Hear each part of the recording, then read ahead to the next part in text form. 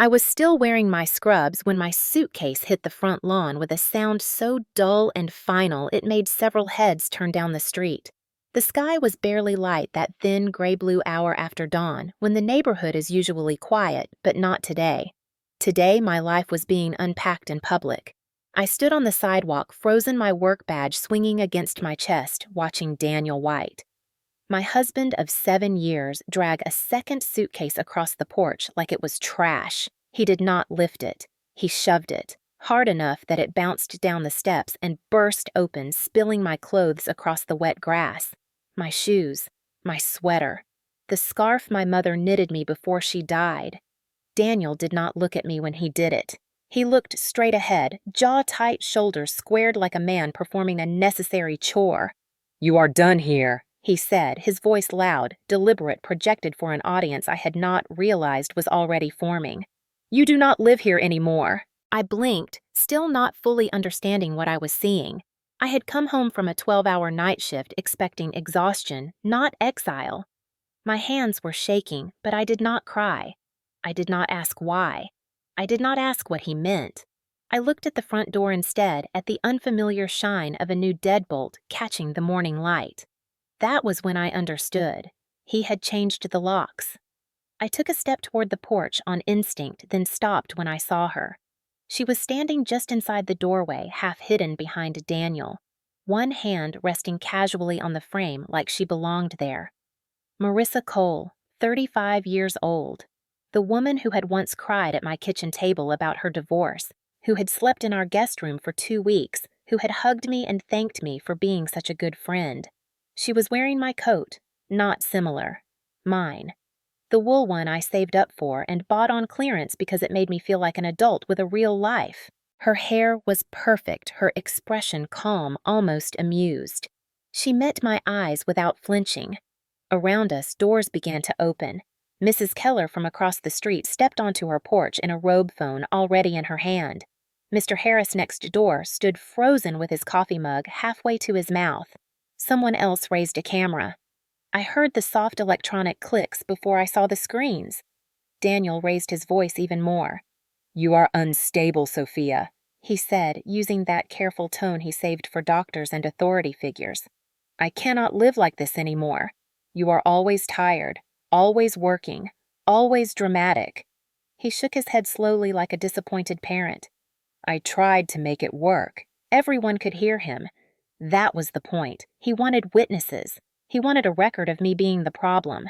I felt something inside my chest tighten and then go very still like a door quietly closing.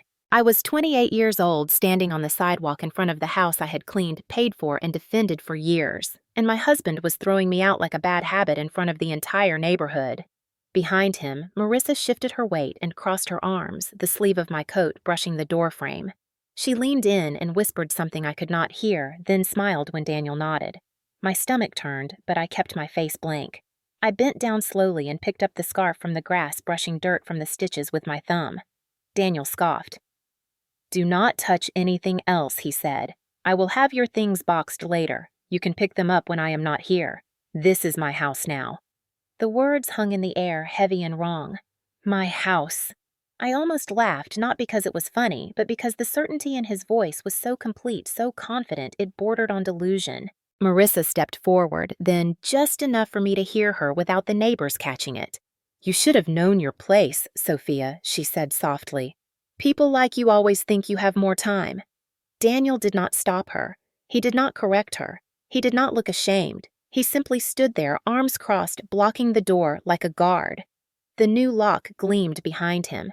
I felt the cold bite of humiliation, then sharp and public, but it did not break me the way he expected. I did not scream. I did not beg. I did not collapse onto the lawn and give them the scene they were waiting for. Instead, I set my scarf neatly on top of the open suitcase and sat down on the curb. The concrete was cold through my scrubs. Somewhere down the street, a car slowed to watch. Mrs. Keller crossed over quietly and placed a bottle of water beside me without saying a word. Mr. Harris lowered his mug and raised his phone. I met his eyes and he nodded once, slow and deliberate. They were recording. All of it. Daniel noticed then. His confidence flickered just slightly like a candle in a draft. He cleared his throat. "I suggest you leave, Sophia," he said. "You are embarrassing yourself?" I looked up at him for the first time since he changed the locks. I took in his familiar face, the man I had trusted while I worked nights and paid bills and took care of his mother when he could not be bothered. I saw no remorse there, only calculation. I reached into my pocket and pulled out my phone. My hands were steady now. I did not dial anyone from my contacts list. I pressed the number I had saved months ago under a name I never thought I would need. When the line connected, I said clearly so the microphones around us would catch it. "This is Sophia White. The locks were changed without my consent. I need you here now." There was a pause, then a calm voice answered. "Do not engage. 25 minutes. I ended the call and slipped the phone back into my pocket. Daniel laughed. A short, sharp sound. "You think calling someone is going to fix this," he said. "You have nothing, Sophia. You have nowhere to go." I did not respond. I simply looked at the house at the door he had locked me out of and waited. I stayed seated on the curb while the morning continued around me like nothing extraordinary was happening, even though my marriage was ending in front of half the block. Daniel seemed to grow taller with every pair of eyes on us, his shoulders squared, his voice gaining confidence as if the attention fed him. He wanted this scene. He wanted to control the story before I ever spoke. He stepped forward and gestured broadly at the suitcases at me at the house behind him. "See this?" he said, addressing the neighbors more than me. "This is what happens when someone refuses to take responsibility for her own instability." I felt the word land heavy and intentional. Unstable. It was the same word he had used with doctors, with bankers, with his mother when she asked questions I did not know about at the time. He was laying the groundwork, planting doubt like a flag in the ground. I could hear phones recording the faint buzz of vibration as people adjusted their grip. Daniel went on louder now, explaining how hard he had tried, how patient he had been, how exhausted he was from dealing with me. He talked about my long hours, my mood swings, my so-called obsession with control. Each sentence was carefully shaped to make him sound like a reasonable man pushed too far. He never mentioned the night shifts. He never mentioned the bills I paid. He never mentioned his mother sleeping in the next room, while I set alarms for medication and learned how to lift her without hurting her. Marissa stood just behind him, nodding occasionally, adding silent punctuation to his performance. When she smiled at Mrs. Keller, it was the polite smile of a woman who had already decided she belonged there. I watched Daniel out of the corner of my eye, noting how he avoided looking directly at me, how he spoke about me instead of to me. That was not an accident. If he did not acknowledge me as a person, it would be easier to erase me. He bent down and picked up one of my shirts from the grass, holding it between two fingers, like something unpleasant. "See what I have been dealing with," he said. "Chaos." I felt my jaw tighten, but I said nothing. Silence unnerved him more than anger ever had. He straightened and looked around again. "You all know me," he said, appealing to familiarity. "You know I would not do this unless I had no choice." I noticed how Mrs. Keller frowned, how Mr. Harris shifted his weight. They had known us for years. They had seen me shovel snow at midnight, seen Daniel leave for work while I slept after night shifts. The truth sat uncomfortably between his words. Still, he pushed harder. "She is sick," he said, tapping his temple. "She refuses help. I am protecting my home." My home! That phrase again spoken with ownership he had never legally earned. I finally looked up at him fully, then meeting his eyes without blinking. Something flickered across his face, irritation perhaps, or the briefest hint of uncertainty. He did not expect me to stay quiet. He expected tears, a protest, something he could point to and call proof.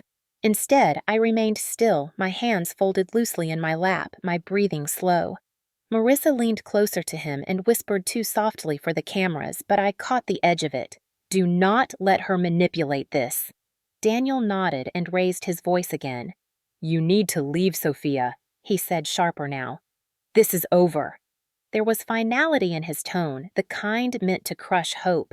He turned slightly, angling his body to block the doorway completely, a clear signal that I was not welcome, that I was already erased from the space I had called home. A car slowed at the end of the street, then stopped. Someone I did not recognize stepped out, phone raised. The audience was growing.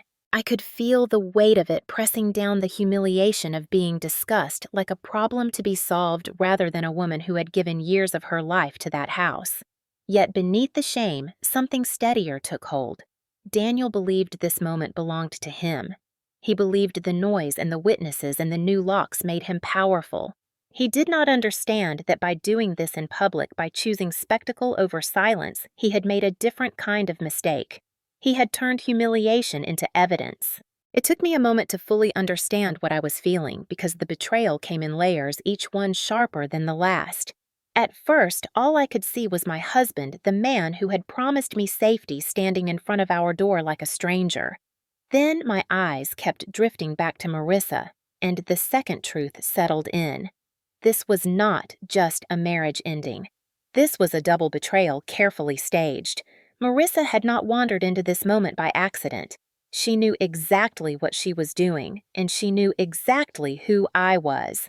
I remembered the first night she showed up at our house 2 years earlier, mascara running voice, shaking a suitcase much smaller than the ones now scattered across my lawn. She had called me, crying, said her marriage had collapsed overnight, said she had nowhere else to go. I had not even asked Daniel before telling her yes. That was the kind of person I was. I had cooked her dinner that night, listened to her story at the kitchen table, held her hand while she talked about betrayal and loneliness. Daniel had been polite, distant, but accommodating. I remembered thinking how kind it was of him not to complain. Now I wondered if that silence had been something else entirely. Marissa had stayed 2 weeks.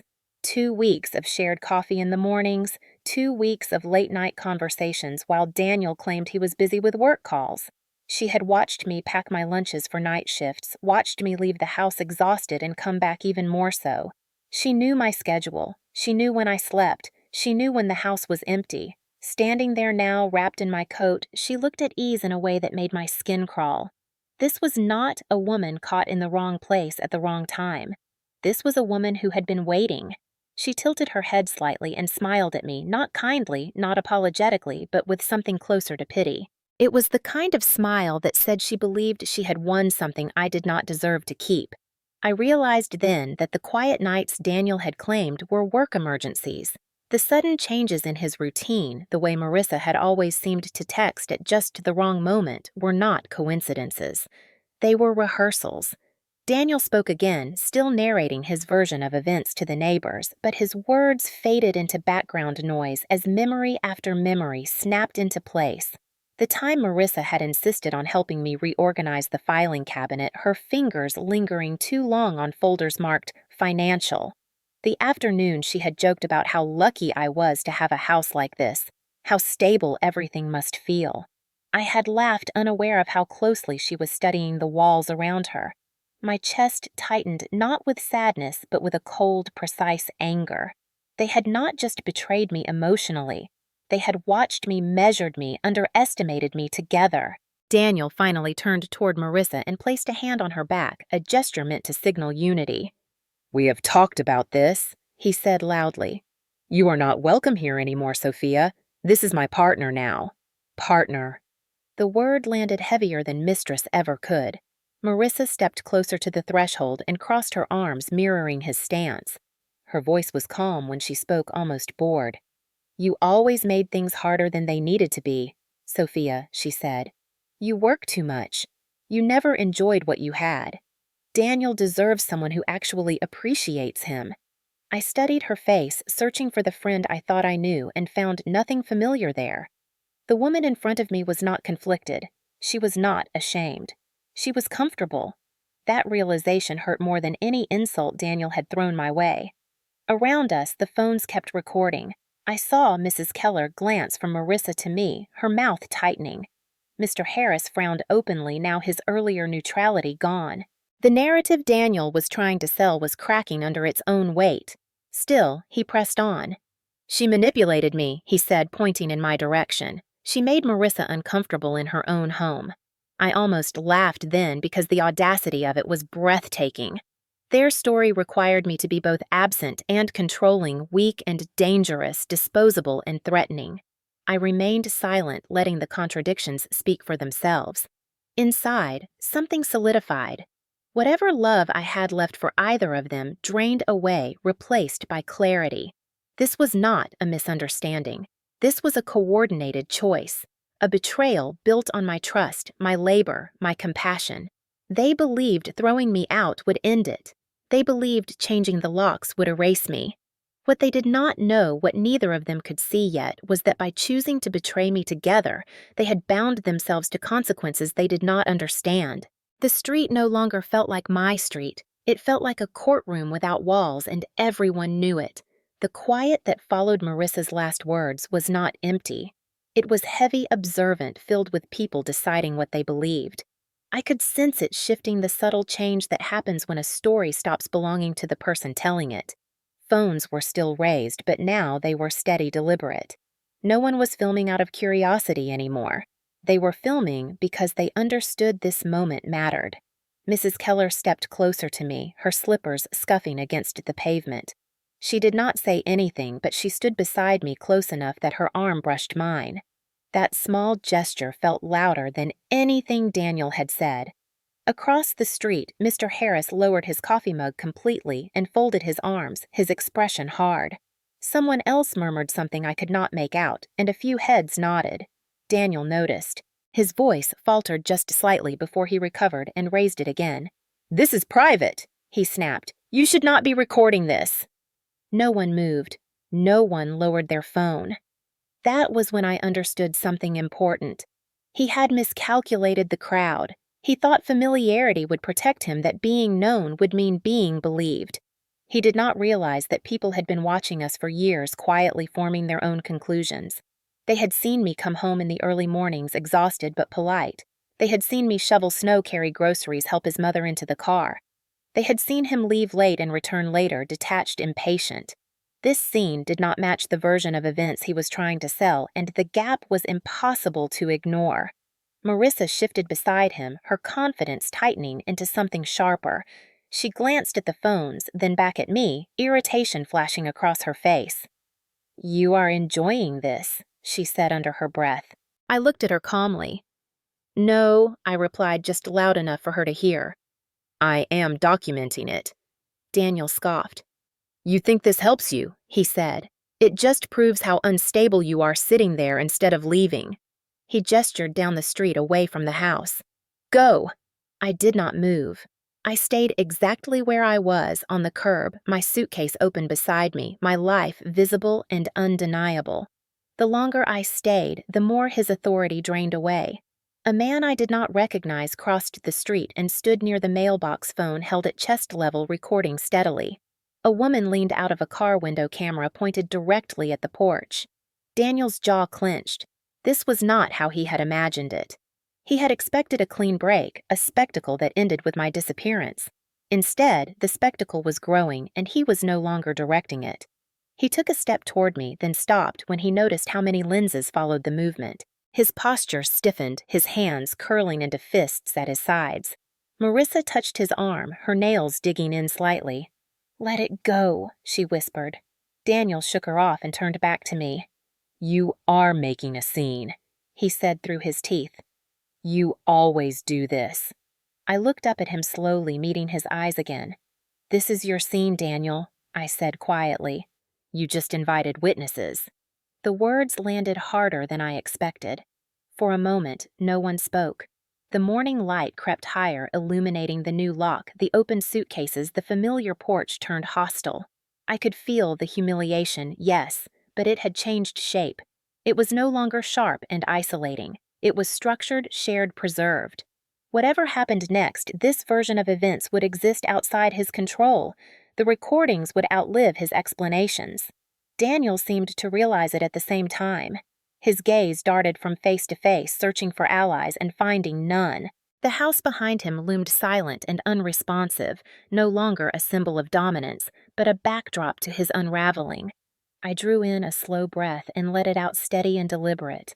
The waiting had begun, and everyone knew it.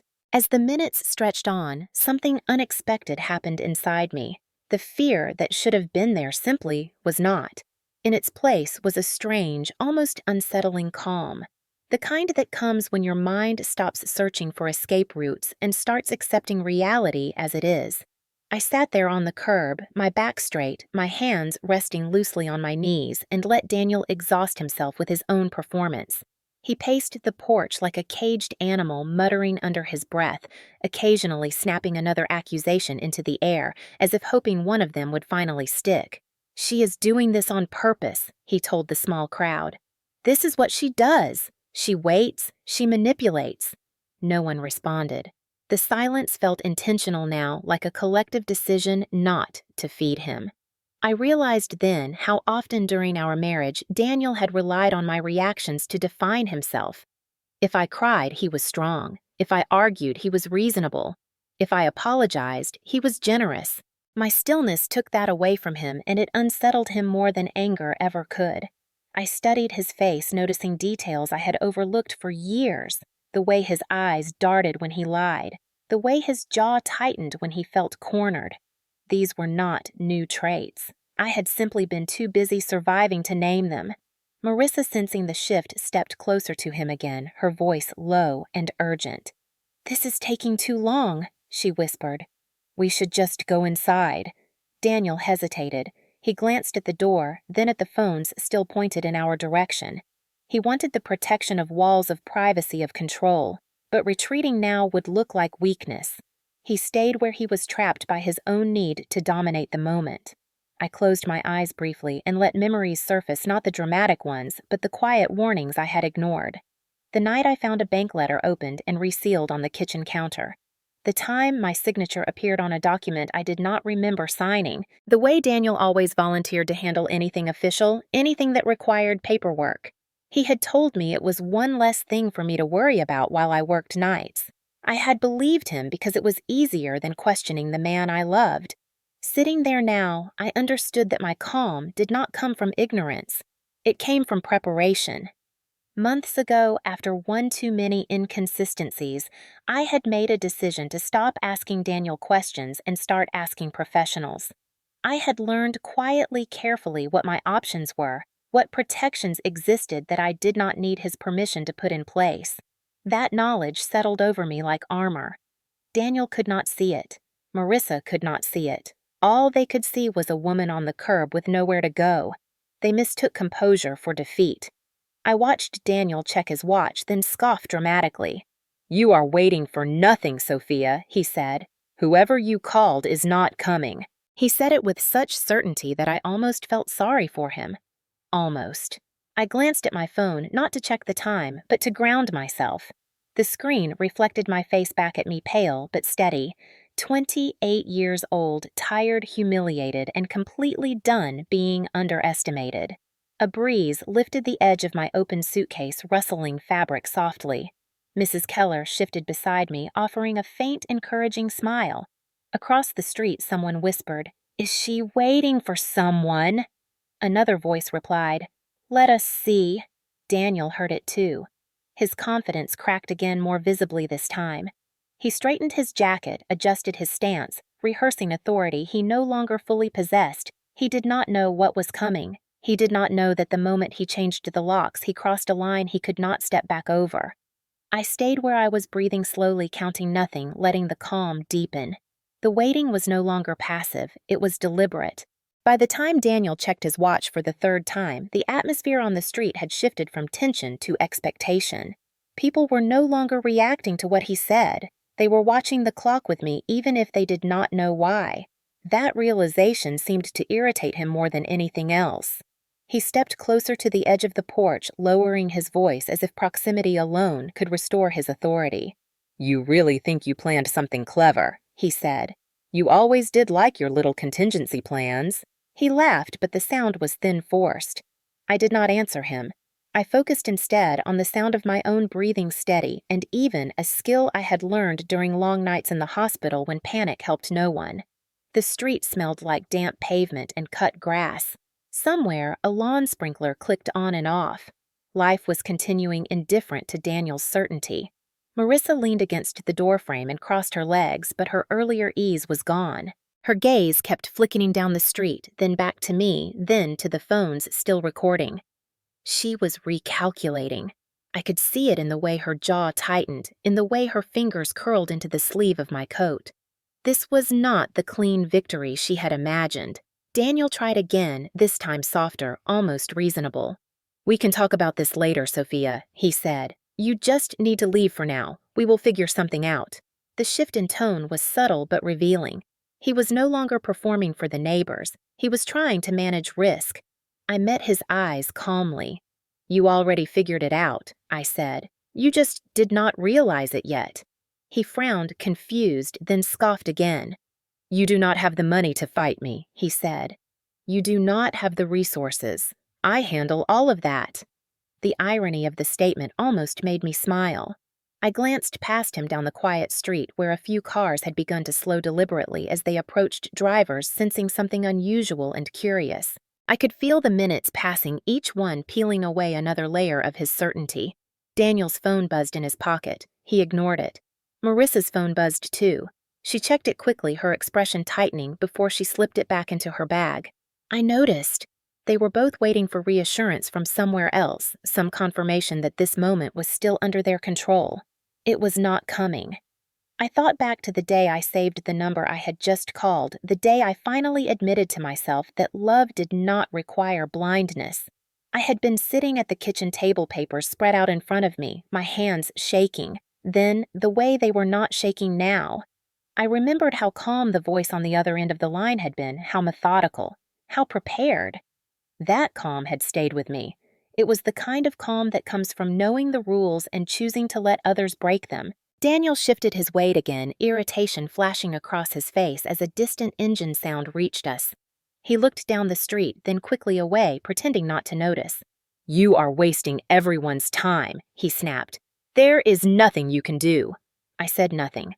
I did not need to. The sound grew louder, unmistakable now, the steady approach of a car moving with purpose, rather than curiosity. Several heads turned at once. Phones lifted a little higher. Daniel's shoulders stiffened. Marissa straightened her hand, dropping from his arm. I felt the calm inside me settle into something firmer, heavier. This was the moment he had not planned for. This was the moment he could not talk his way out of.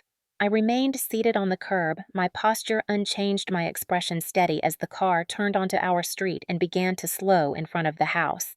The sound of the car slowing in front of the house pulled me backward in time instead of forward, as if my mind needed to explain how I had arrived at this exact curb before it would allow anything else to happen. As the engine idled, I found myself thinking about the first real sacrifice I made for Daniel, long before betrayal had a name. It was 18 months earlier, the night his mother forgot who I was. She had been standing in the hallway in her nightgown, eyes wide and frightened, asking me why a stranger was in her house. Daniel had frozen, overwhelmed, his face pale with panic. I was the one who stepped forward, who took her hands and spoke softly until she calmed, who guided her back to bed and stayed with her until she slept. The diagnosis came soon after. Alzheimer's disease. Progressive. Expensive. Daniel had told me we would handle it together. What that meant in practice was that I handled it. I rearranged my shifts, took extra nights, learned how to measure medication and lift without injury, learned how to smile when exhaustion made my vision blur. Daniel said he was grateful. He said he could not do it without me. He said a lot of things. I believed him because believing him made the sacrifice feel purposeful. I paid the copays. I filled out the insurance forms. I drove to appointments on my days off and slept in the waiting room chairs when nights ran long. Daniel took over the paperwork at home, insisting it was too much for me after 12-hour shifts. "Let me handle it, Sophia," he said. "You have enough on your plate." I let him because trust is often just fatigue in disguise. While I was working nights, while I was cleaning up after accidents and holding hands during moments of terror, Daniel was learning something else entirely. He was learning how much I would give without asking questions. He was learning that my focus on caregiving made me predictable. He was learning how to move quietly through the parts of my life I assumed were safe. There were moments when doubt flickered small and easily dismissed. A bank letter opened before I saw it, a document with my name already signed. When I asked, Daniel laughed it off. "You are exhausted," he said gently. "You are seeing problems where there are none." And I wanted that to be true because admitting otherwise would mean questioning the man I loved at the worst possible time. His mother needed me. That was the truth I could not ignore. So I sacrificed more. I stopped spending money on myself. I sold jewelry I had inherited to cover a gap 1 month without telling anyone. I skipped vacations and holidays and told myself that stability mattered more than rest. Daniel watched all of this and said nothing. Somewhere in that silence, something broke. Not all at once, but slowly, like a fault line forming beneath a house that looks solid from the outside. The night I finally called for advice was unremarkable. No shouting, no accusations. Just a quiet realization as I sat at the kitchen table after another double shift staring at numbers that did not add up. I did not confront Daniel. I did not argue. I made a decision instead. I would protect myself the way I protected his mother calmly and thoroughly. That decision did not feel dramatic at the time. It felt responsible. Sitting on the curb now with my suitcases open and my neighbors watching, I understood how deeply that choice had mattered. Daniel believed my sacrifices made me weak. He believed my silence meant ignorance. He believed my compassion meant compliance. He did not understand that sacrifice can also sharpen perception that caring for someone at their most vulnerable teaches you how systems fail and how people exploit that failure. As the car idled nearby, I felt the weight of everything I had given settle into something solid and unmovable inside me. This moment was not a surprise. It was the result of months of quiet endurance and deliberate preparation. Daniel had mistaken my willingness to give for an inability to defend. He had mistaken my focus on others for neglect of myself. And now, as the engine continued to hum and the air seemed to hold its breath, I realized that every sacrifice I had made had led me here not to ruin, but to clarity. As the car remained parked at the curb, my mind continued to sift through the months that followed that quiet decision, the months when my trust in Daniel fractured into something more cautious and observant. Once I stopped asking him questions directly, the pattern became impossible to ignore. It was not one dramatic betrayal, but a series of small, precise inconsistencies that only made sense when viewed together. The mail became the first warning sign. Statements arrived later than usual, sometimes already opened, the edges smoothed down as if they had been handled carefully and returned to their envelopes. When I asked about them, Daniel shrugged and said he was organizing things, trying to be helpful. He always framed his control as generosity. Then there were the calls from numbers I did not recognize, messages left when I was asleep during the day. Banks, lenders, offices asking to confirm information I had never provided. Each time Daniel was ready with an explanation before I even finished describing the call. "It is probably a scam," he said. "You should not worry about those." I wanted to believe him because the alternative meant accepting that the person managing our life was not just careless but dishonest. The night that finally tipped something from suspicion into certainty came quietly. I was sitting at the dining table half asleep, flipping through a stack of papers Daniel had left out by mistake.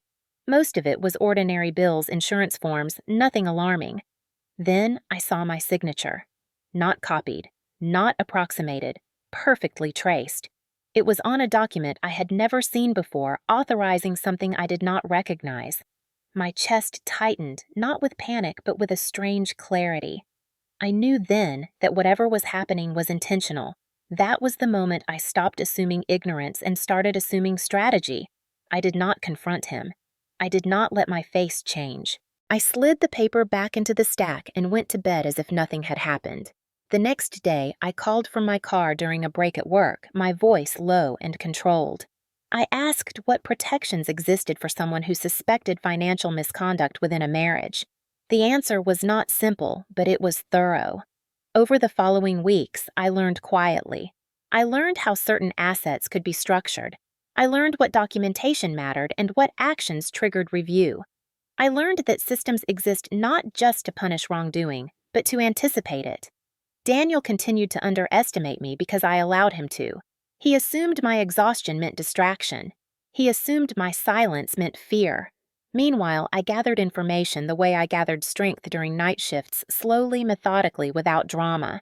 I kept copies where he would not look. I made calls he never knew about. I asked questions framed as hypotheticals. Each answer built a picture that Daniel never imagined I was capable of assembling.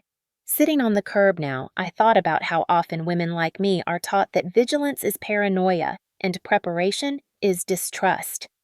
I had internalized that lesson for years, apologizing for my instincts instead of listening to them. The months leading up to this morning stripped that habit away. Daniel's confidence had grown alongside my caution. He spoke more freely, moved, more boldly convinced that he had me contained. The affair with Marissa fit neatly into that pattern. It was not reckless, it was calculated. She was familiar, trusted already inside the perimeter of my life. Together, they had created a closed loop of reassurance, telling each other stories about me that justified what they were doing. Unstable, dramatic, unaware. Those labels made their actions feel reasonable to them. They never considered the possibility that my restraint was intentional, that my patience was strategic. As the minutes ticked by, I could feel the weight of everything I had learned settling into place. The street, the neighbors, the cameras, the car idling nearby, all of it was part of a larger pattern now. Daniel believed he had executed a clean break, a decisive act that would leave me disoriented and dependent. He did not realize that the moment he changed the locks, he activated forces he did not understand and timelines he could not control. I looked down at my hands resting in my lap, steady and calm, and understood something with absolute certainty. This was not the moment my life unraveled. This was the moment his did. Watching Marissa in that moment stripped away any lingering doubt I might have had about who she truly was because the mask she had worn so comfortably finally slipped. As the car idled and the street remained fixed on us, her posture changed from casual confidence to something sharper and more defensive, like an animal realizing the ground beneath it was no longer stable. She stepped forward again, clearly irritated by my silence, and her voice rose just enough to carry. "I am tired of pretending this is complicated," she said, her eyes hard and calculating. "You never appreciated what you had. You were always gone, always choosing work over your marriage.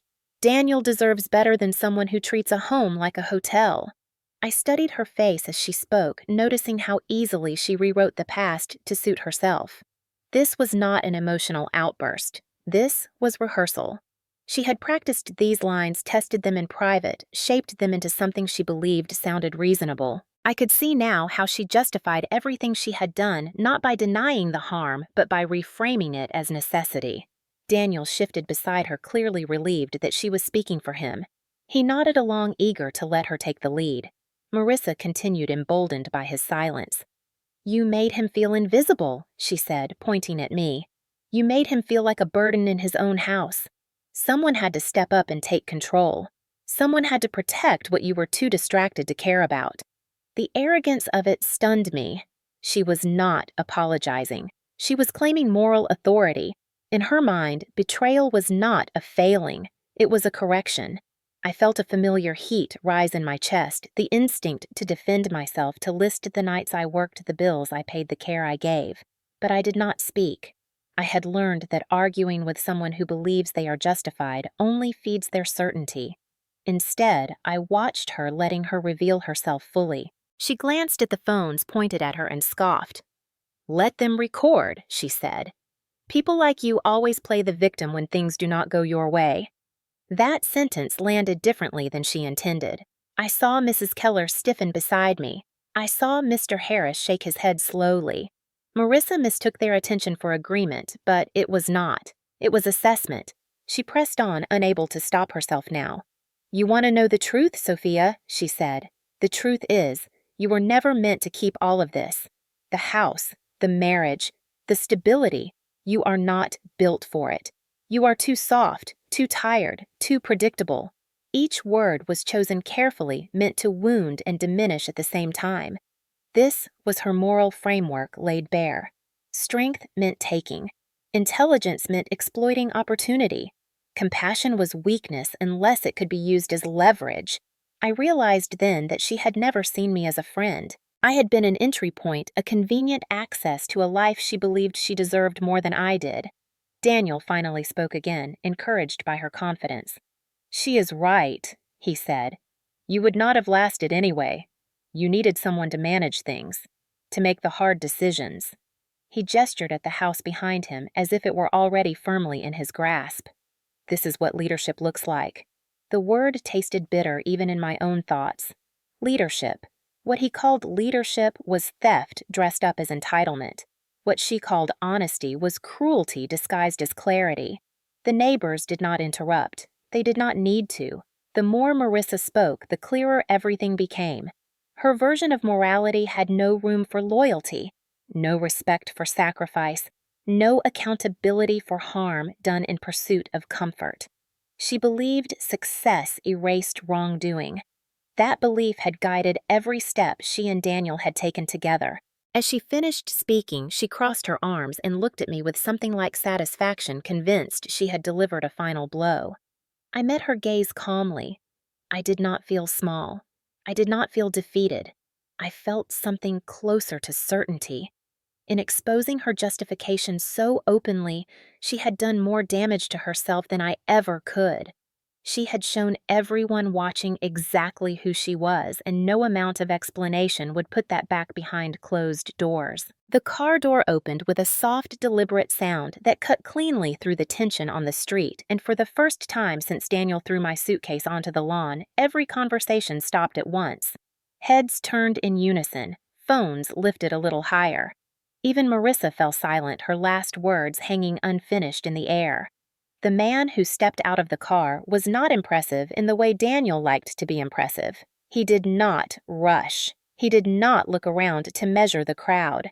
He was in his early 60s, tall but slightly stooped, wearing a dark jacket that had seen many mornings like this one. His hair was gray, neatly combed, and the leather briefcase in his hand looked heavy with use rather than show. He closed the car door carefully, then looked straight at me. "Sophia White," he said, his voice calm but carrying easily across the lawn. I nodded once. That was enough.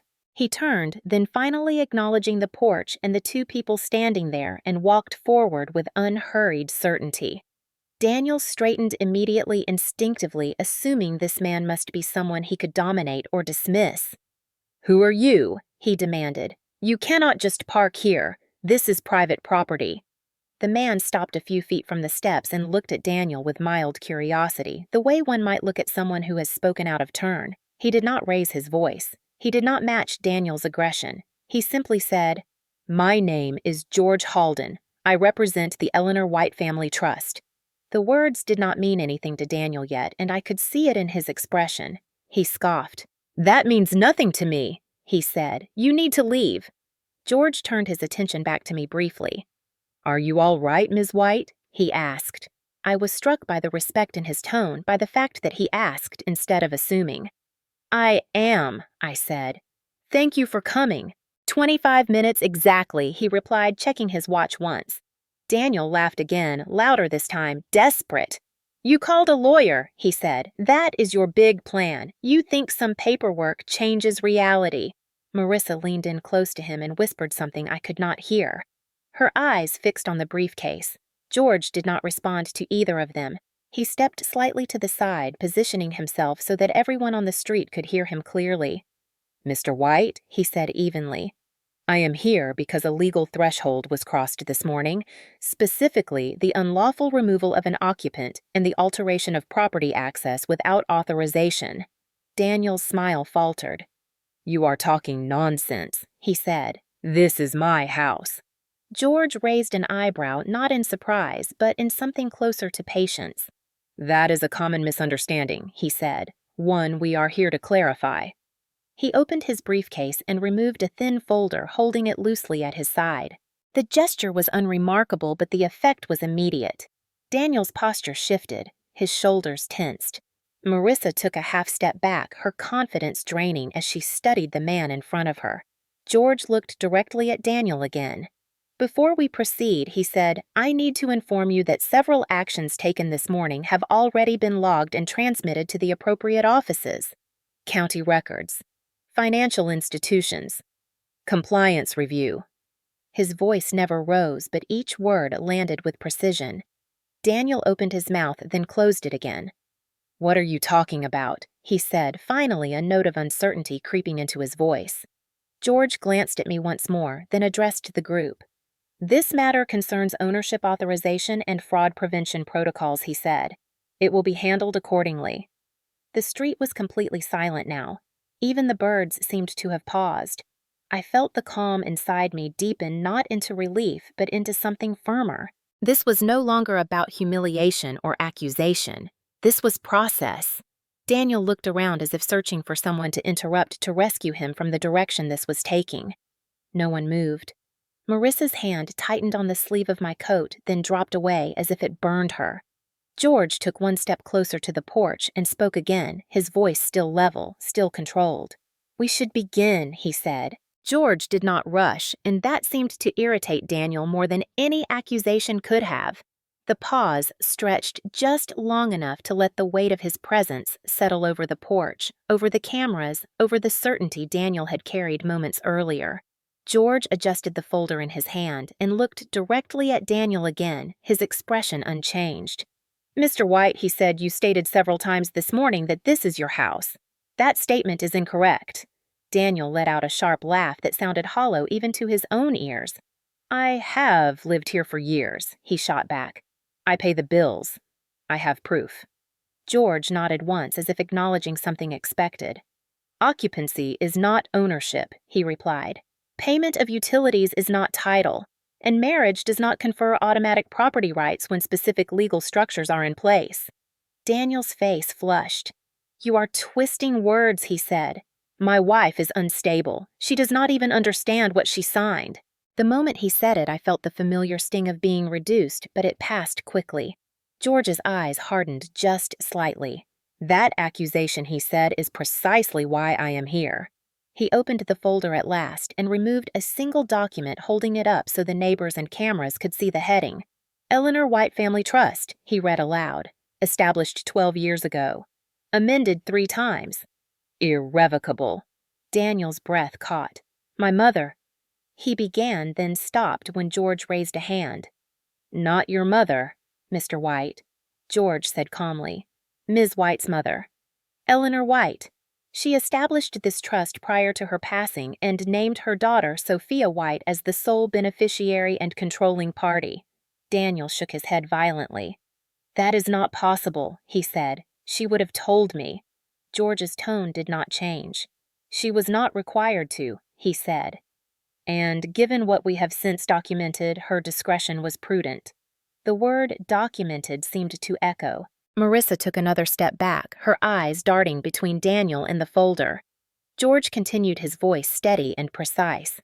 "The property you are standing in front of was transferred into the trust 8 years ago. Your name has never appeared on the deed. Any assumption to the contrary was an assumption only." Daniel's mouth opened, then closed. He looked at the door behind him, then at me, then back at George. "You are lying," he said weakly. "I signed refinancing papers. I handled the bank." George nodded again. "Yes, you did," he said. "And that is where this becomes more serious." A murmur rippled through the crowd. I felt my pulse quicken, not with fear, but with recognition. George held the document lower now, speaking with quiet authority. "Over the past 2 years, several financial instruments were executed using this property as collateral. Home equity applications, refinancing requests, all required authorization from the legal owner." He looked directly at me. "Ms. White, did you authorize any such actions?" "No," I said clearly. George turned back to Daniel. "Then we have a problem," he said. Daniel's face drained of color. "That does not make sense," he said. "I was fixing things. I was managing." George's voice dropped slightly, still audible, still controlled.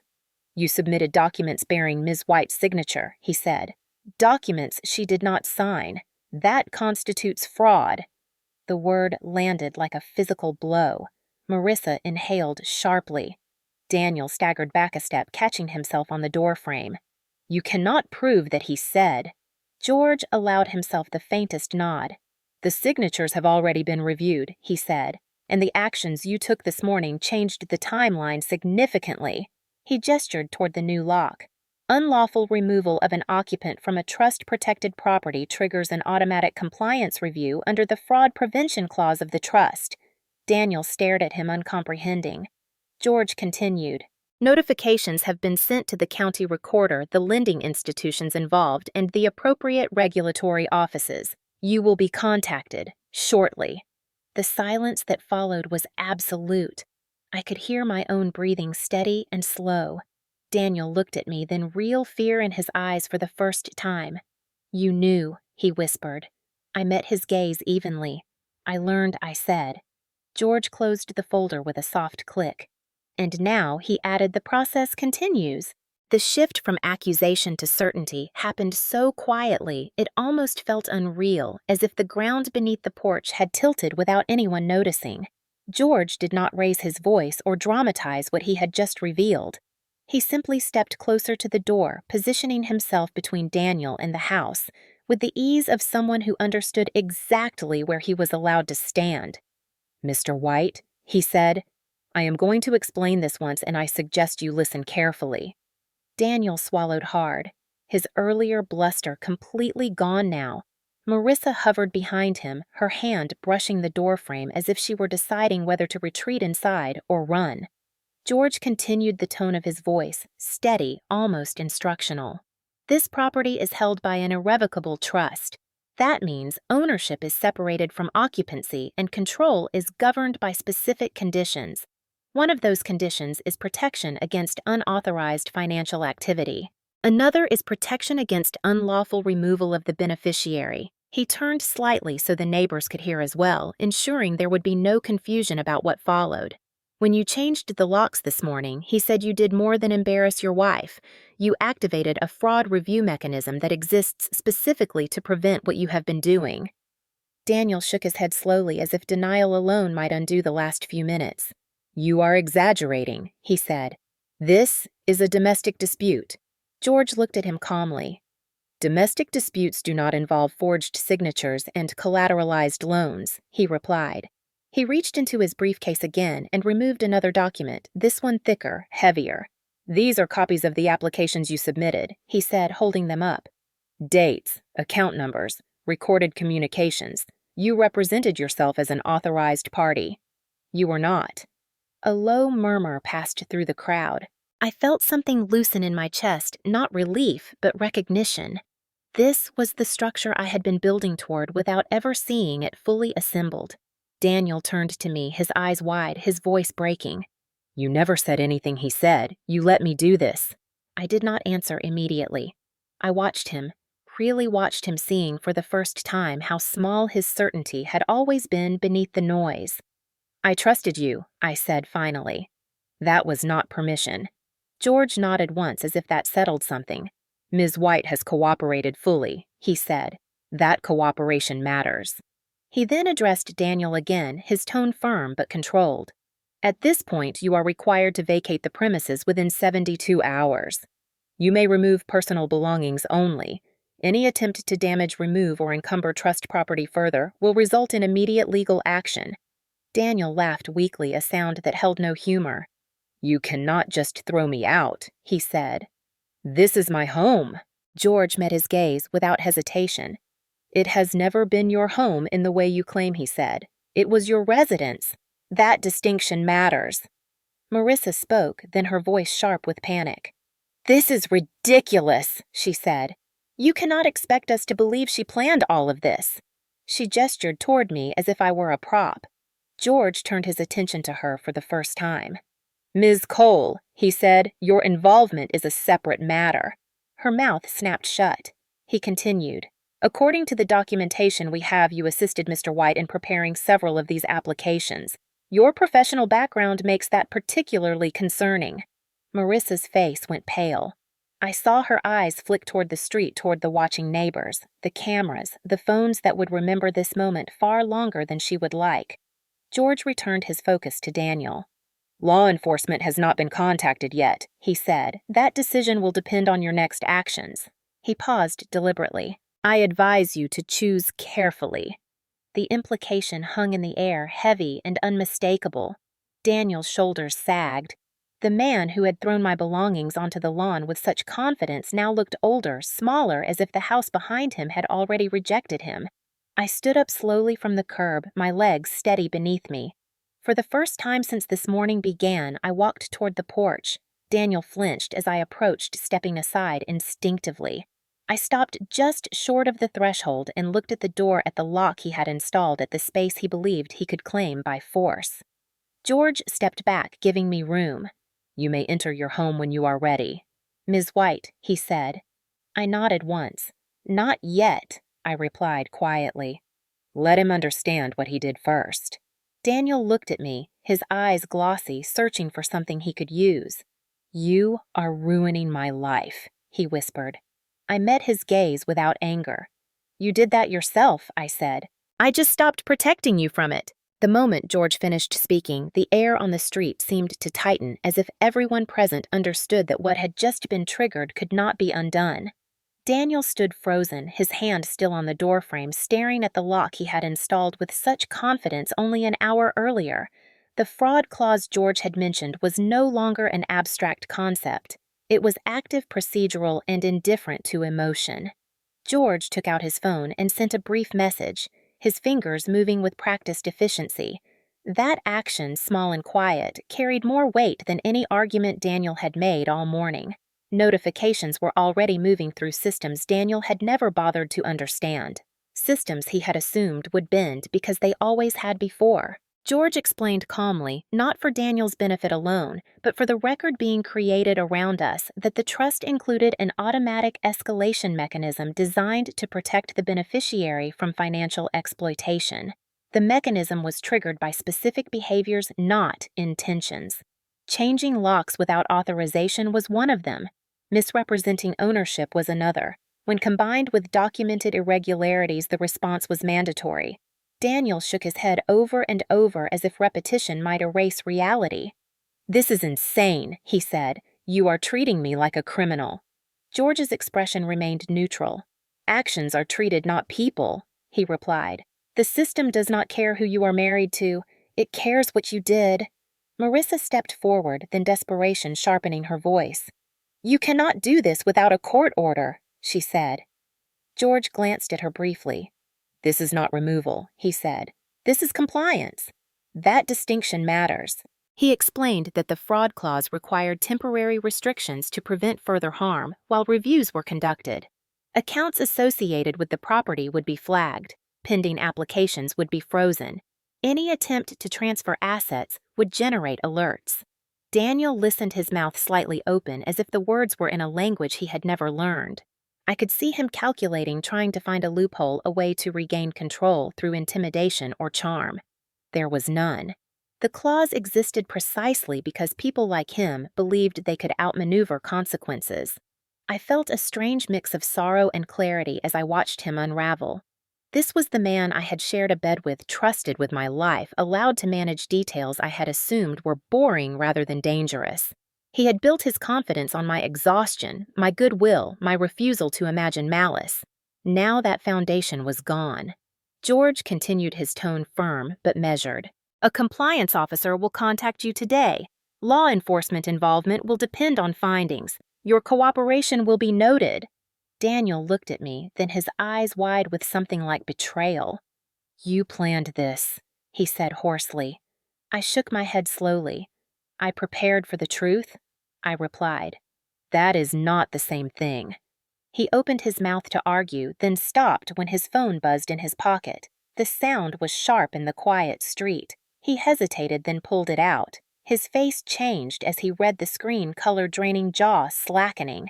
Marissa leaned in, trying to see. "What is it?" she whispered. He did not answer. Another notification followed, then another. Each vibration seemed to strip away another layer of his certainty. George watched without comment. The process was doing what it was designed to do. Daniel's shoulders slumped. "This is because of the locks," he said weakly, looking at me. "If I had not changed the locks." I met his gaze steadily. "You did not think I would matter," I said. "That was the mistake." Around us, the neighbors remained silent, their phones still raised, capturing not drama but consequence. I felt no urge to gloat. There was no satisfaction in watching someone you once loved realize they had misjudged you so completely. There was only a quiet sense of alignment, as if the world had corrected itself.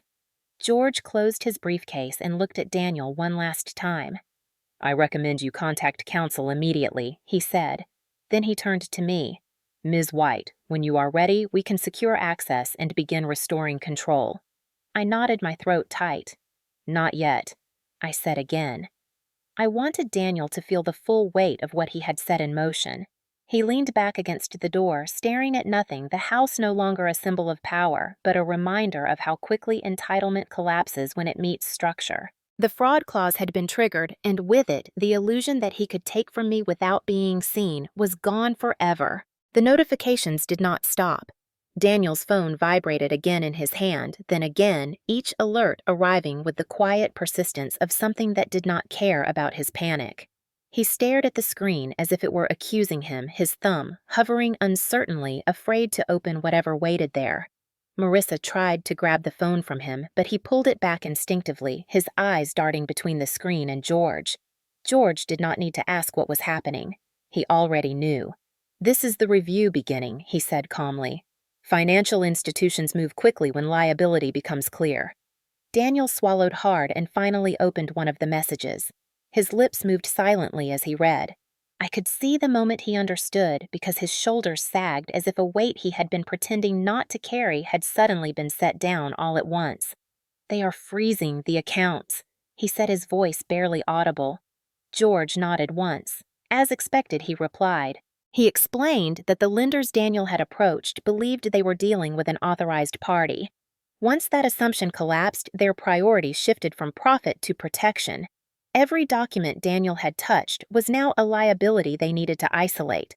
Daniel looked up at me, then desperation replacing arrogance. "I was going to fix it," he said. "I needed the money. My business had problems. I was going to pay it back." The words tumbled out unstructured and frantic. I listened without interrupting, hearing not an explanation, but a confession. George's voice cut in steady and precise. "Intent to repay does not negate forgery," he said. "Nor does marital status confer authority." He reached into his briefcase again and removed a thicker file, setting it on the porch railing where the cameras could see it clearly.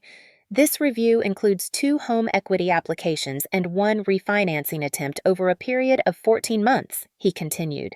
"The total exposure is $186,000. The number hung in the air, heavy and undeniable. I felt my breath catch despite myself.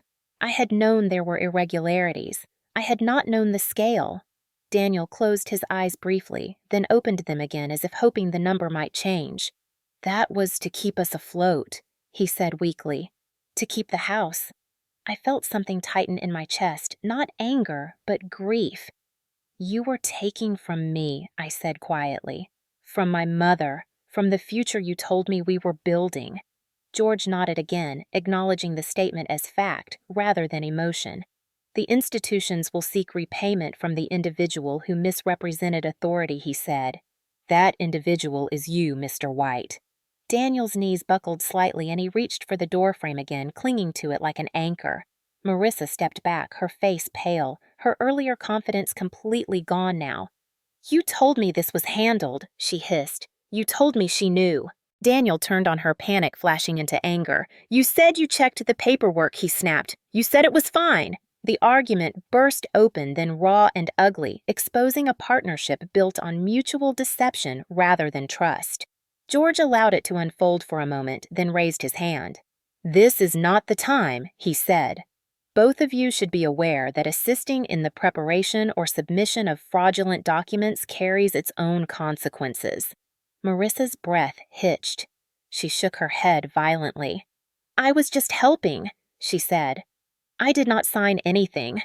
George met her gaze evenly. "We will determine that," he replied. The silence that followed was thick and suffocating. Daniel's phone vibrated again. This time he did not look at it.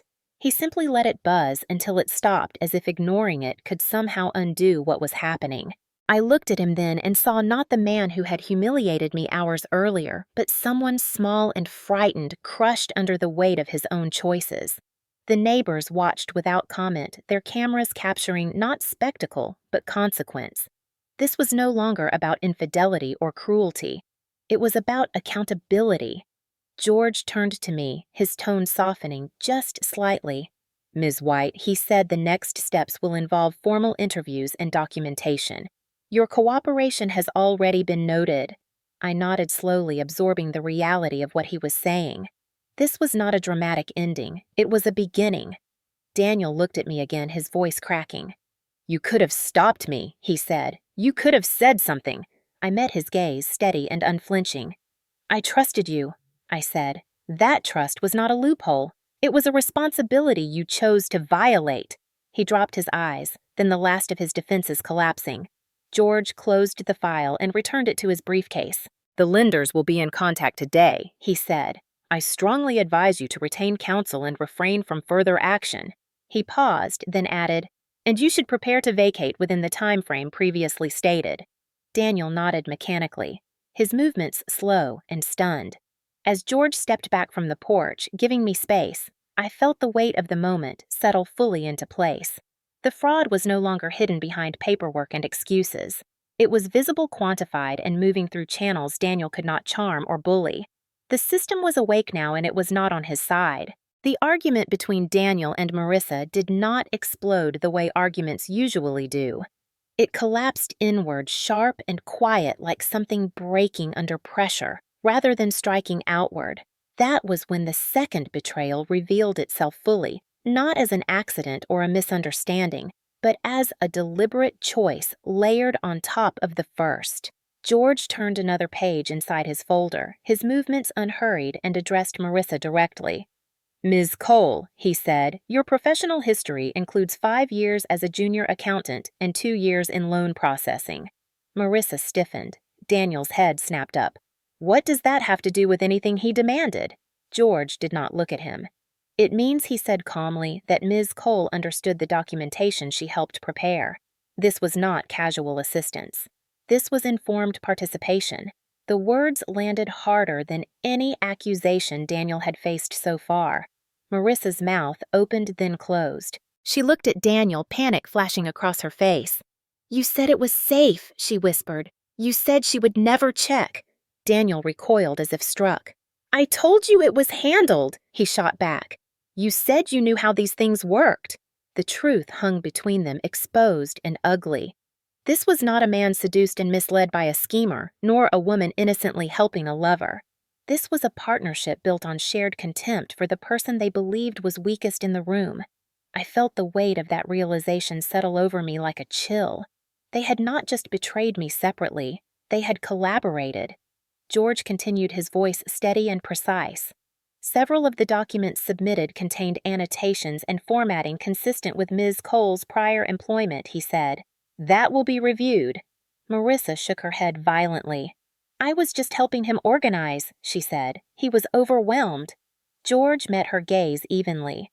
"Organizing does not include reconstructing signatures," he replied. "Nor does it include misrepresenting authority to lenders." Daniel let out a broken sound, half laugh and half sob. "You ruined everything he said to her." Marissa stared at him in disbelief. "I ruined everything," she snapped back. "You told me she was checked out. You told me she would never notice. You told me this house was yours." Their voices rose, overlapping each accusation, revealing more of the truth they had hidden together. I listened without interruption, my hands resting calmly at my sides, feeling something inside me harden into clarity. This was the double betrayal made undeniable. Daniel had betrayed my trust as a husband. Marissa had betrayed my trust as a friend. Together they had betrayed my humanity by deciding I was an obstacle rather than a person. George raised his hand again, silencing them both. "This conversation is no longer private," he said. "It is part of the record." Daniel and Marissa froze, the realization settling in that every word was being captured, preserved, and potentially replayed in rooms far more serious than this street. George turned to me then.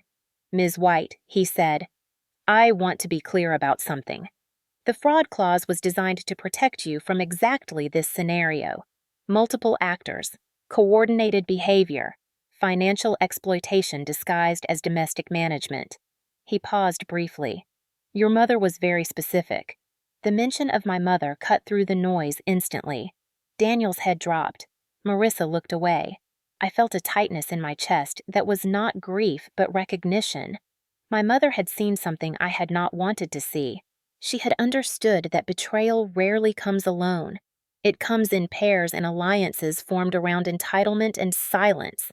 George continued addressing the group. When more than one party is involved in misrepresentation, consequences escalate. Cooperation may mitigate outcomes. Continued denial will not.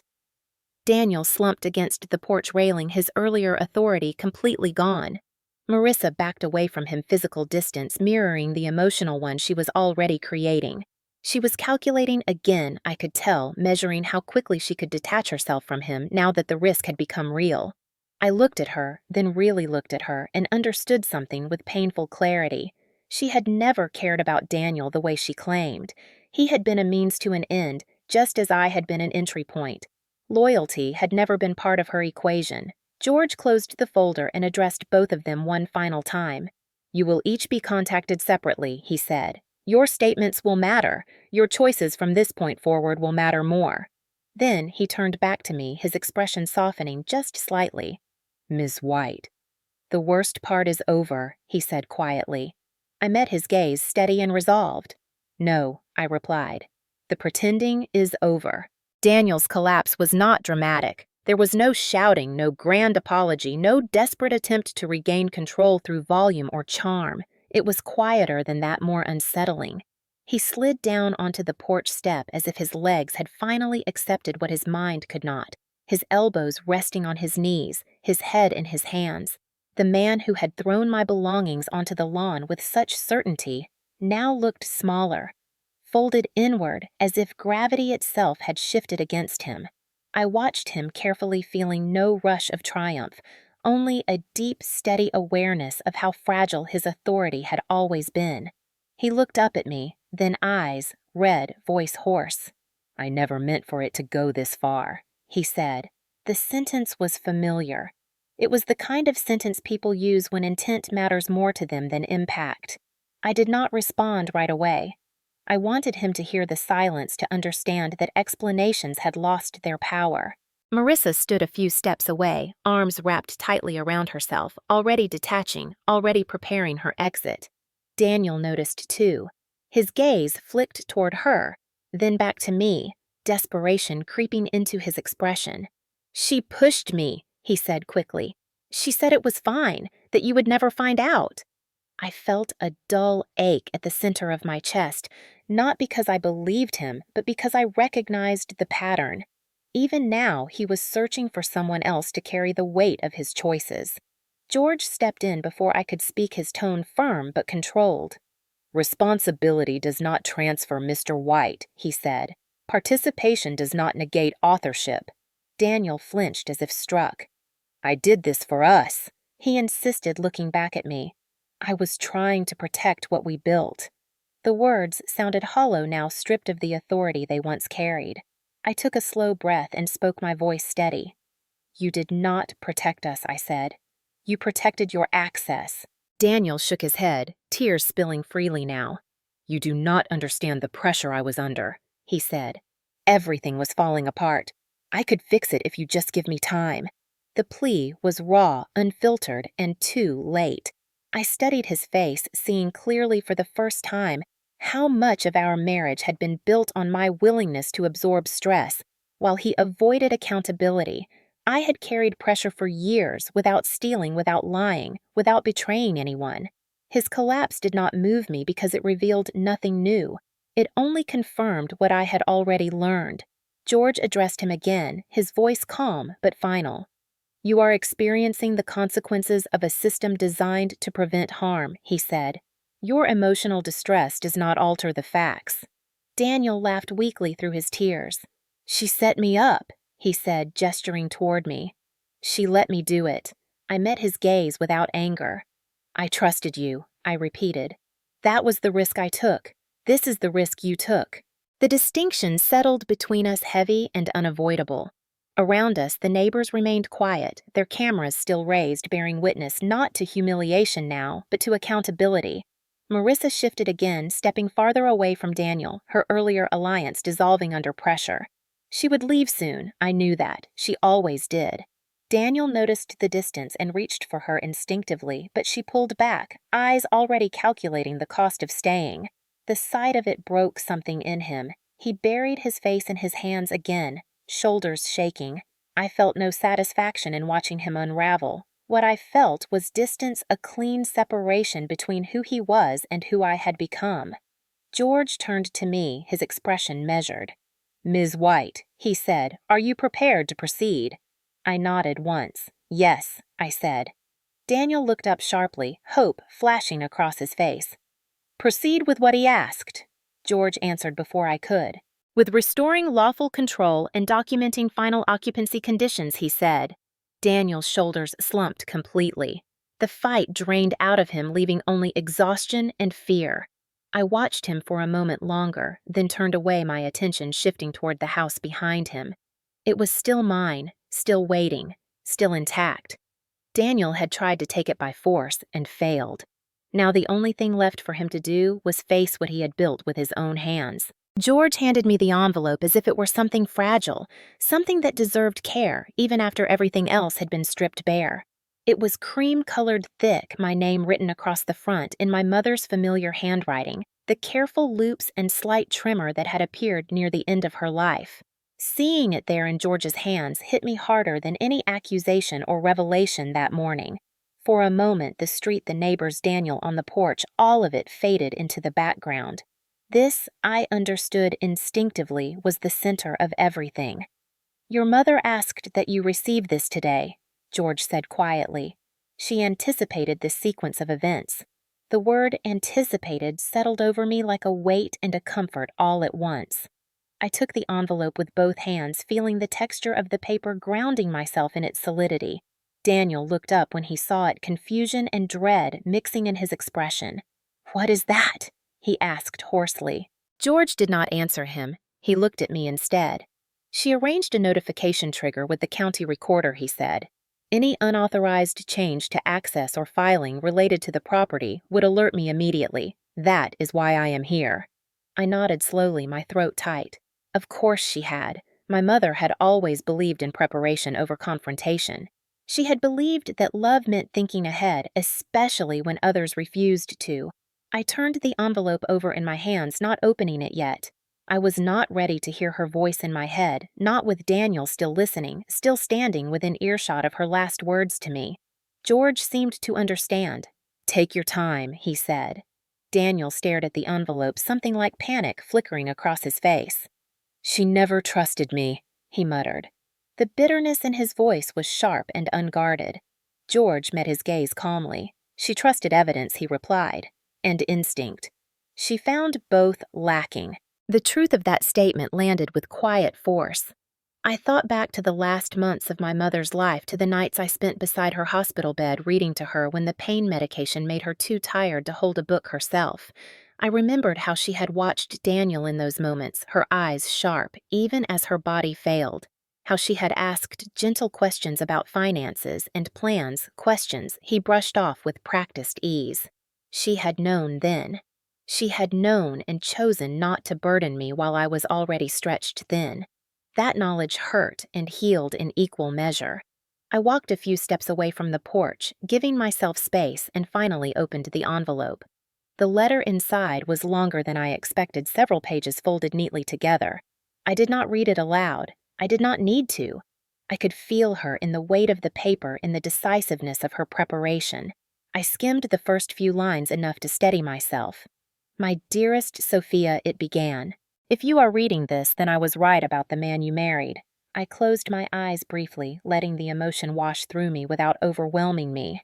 Around me, the street remained quiet, respectful, as if everyone sensed that this moment belonged to something larger than spectacle. George spoke again softly for my benefit alone. "Your mother documented irregularities beginning 2 years ago," he said. "She hired a private investigator. She preserved records.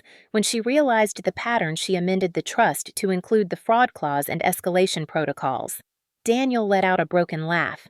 "She went behind my back," he said. George shook his head once. "She went around you," he corrected, "for her daughter's protection." The distinction mattered. It always had. I continued reading silently, my mother's words unfolding with clarity and resolve. She wrote about watching me sacrifice myself for others, about worrying that my kindness would be mistaken for weakness. She wrote about love not as indulgence, but as defense. She wrote about choosing to act so that I would not have to choose between grief and survival when the truth finally surfaced.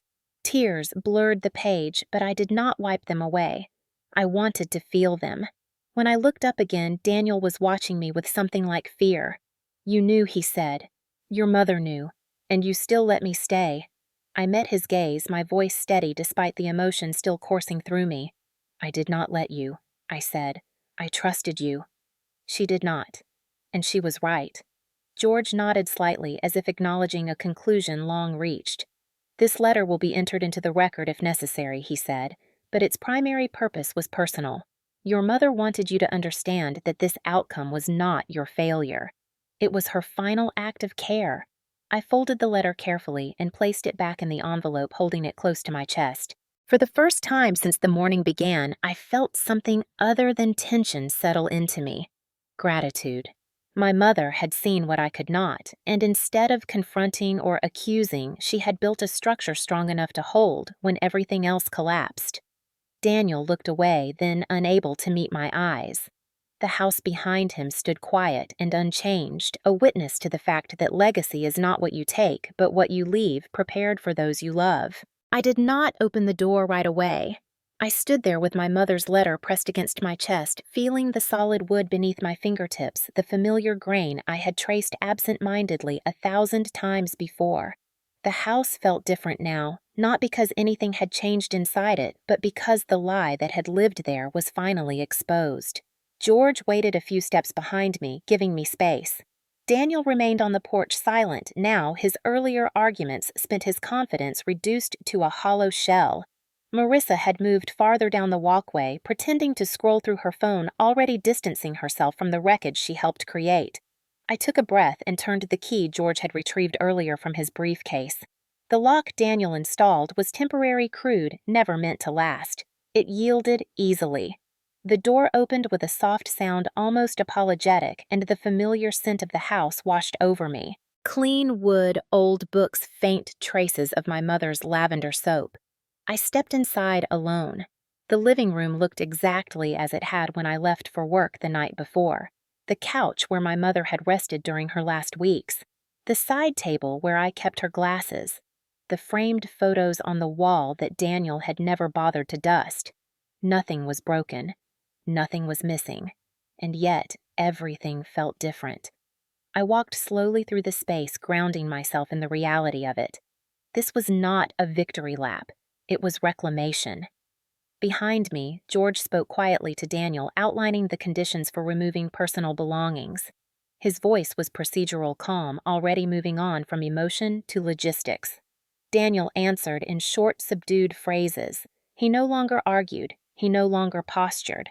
The house had rejected him, and he seemed to understand that now. I went into the kitchen and set my mother's letter on the table, smoothing it flat with care. I looked around at the details I had once taken for granted. The chipped mug she loved, the calendar still turned to last month, the small crack in the tile near the sink. These were not assets. They were anchors. I heard footsteps behind me and turned to see George standing respectfully in the doorway. "We can secure the property fully once Mr. White removes his belongings," he said. I nodded. "Thank you." He hesitated, then added, "Your mother was very thorough. She wanted to be certain you would never feel trapped." The word lingered. Trapped. That was exactly what Daniel had assumed I was. Too tired, too kind, too busy caring for others to protect myself. He had mistaken my capacity for endurance as an absence of limits. Outside, raised voices drifted faintly through the open door.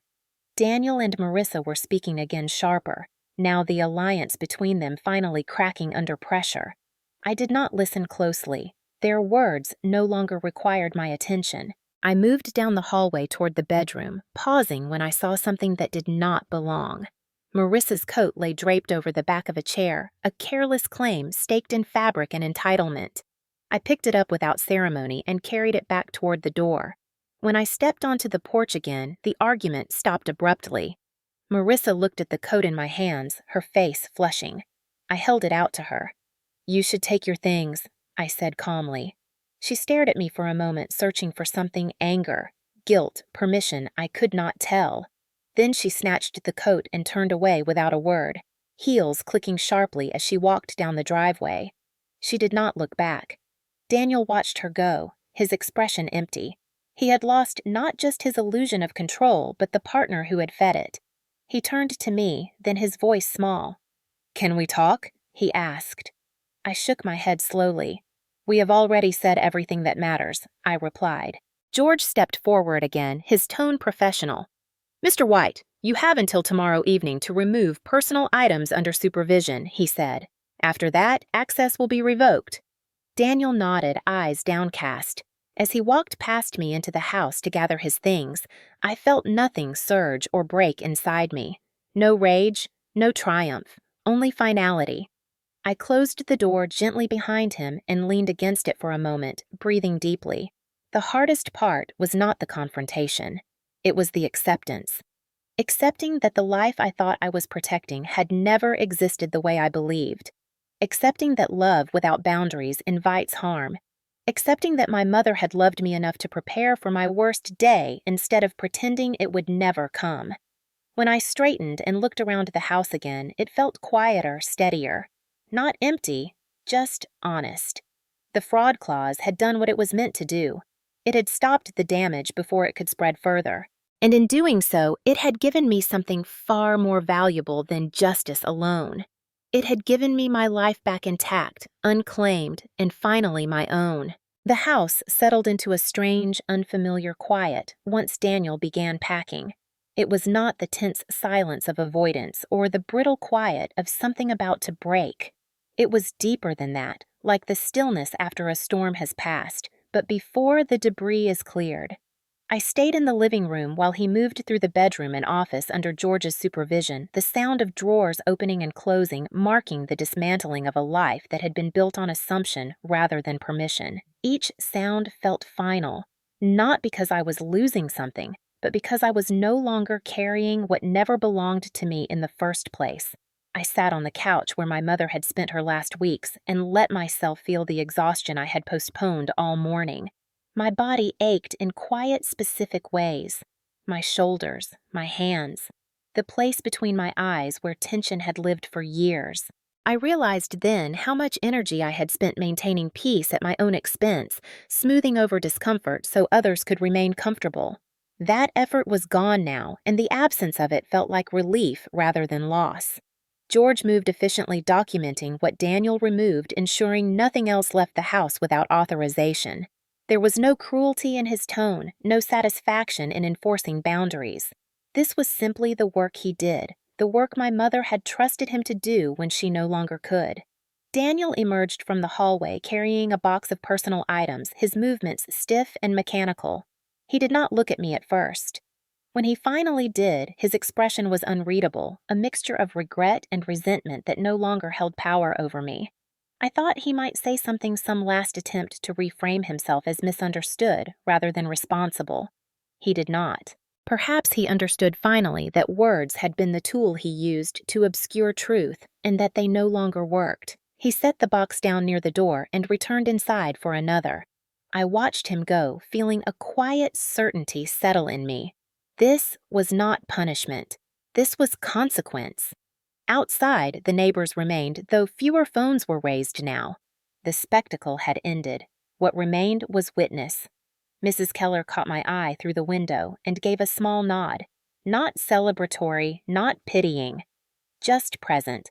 I nodded back, grateful for the way strangers can sometimes hold space without asking for anything in return.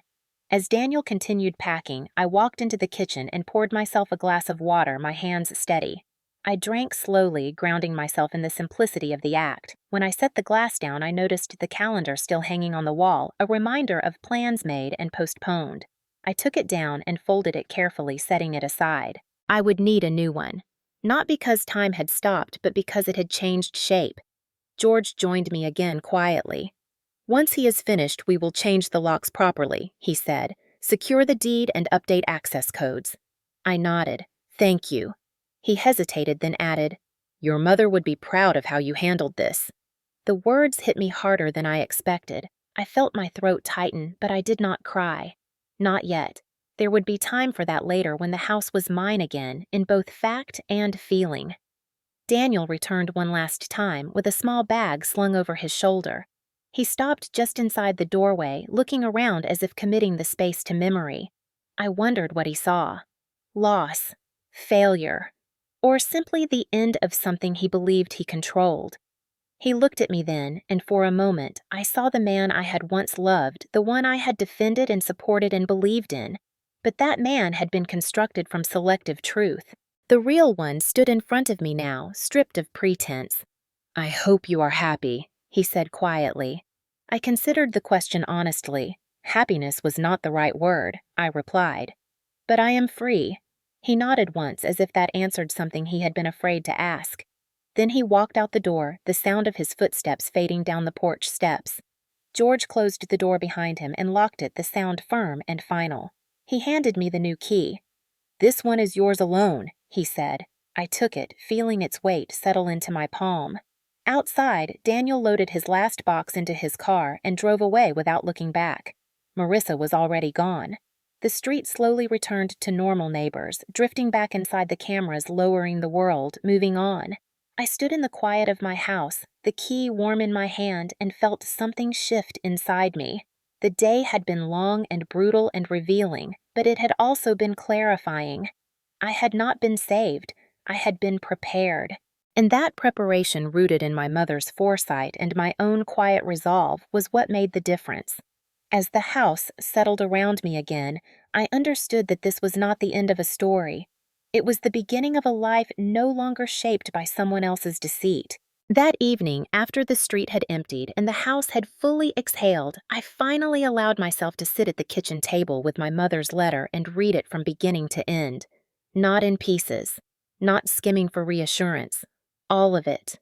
I made a cup of tea the way she used to, letting it steep too long, the scent filling the quiet space, and I unfolded the pages carefully. Her handwriting wavered in places, but the intention behind every word was unmistakable.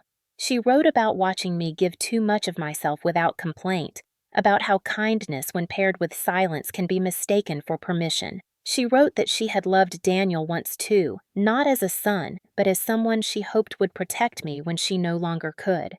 When the evidence proved otherwise, she did not rage or confront. She prepared.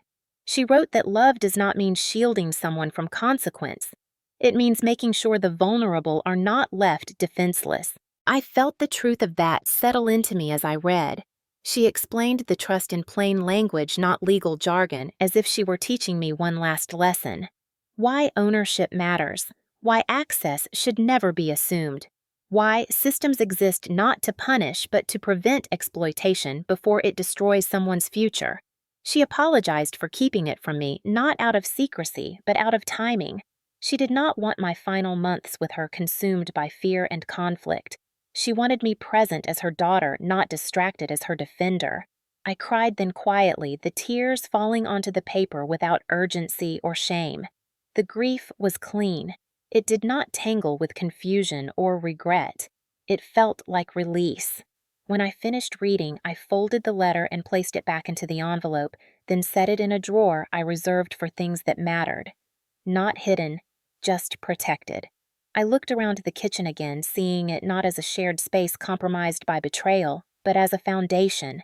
The house had not failed me. I had simply misunderstood who was allowed to stand inside it. I slept that night in my own bed, the first deep sleep I had experienced in months. No dreams, no replaying conversations, just rest.